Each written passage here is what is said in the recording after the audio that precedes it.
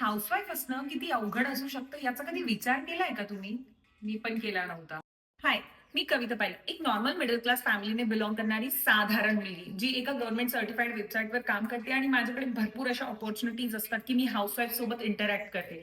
आणि जेव्हा मी त्यांच्यासोबत बोलते, तेव्हा मला समजते, की हाऊसवाईफला किती सगळं मॅनेज आणि ॲडजस्टमेंट करावी लागते. काही महिलांसाठी घरच्या सगळ्या जबाबदारी मॅनेज करण्यापासून तर प्रत्येक गोष्टीसाठी, लहान-लहान गोष्टीसाठी हात पसरवण्यापर्यंतचा हा प्रवास असतो. स्पेशली तेव्हा, जेव्हा तुम्ही पैसा कमवत नाही. स्वतःच्या पसंतीचं जेवण बनवू की विसरून जाऊ?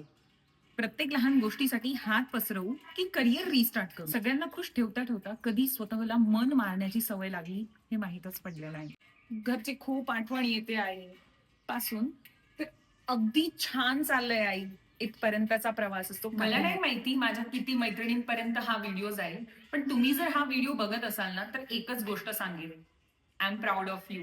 कारण ह्या सगळ्या गोष्टी घडून सुद्धा तुमच्यासोबत तुमच्या मनातून किती काय दुखलं आहे तुम्ही कोणालाच न सांगता, कुणालाही ब्लेम न करता सगळ्यांना खुश ठेवण्याचा प्रयत्न करत आहात. आणि कुणी बोलत असेल नसेल, आय डोंट नो, पण घराला घरपण तुमच्यापासूनच आहे. तुम्ही घराचा आधार आहात.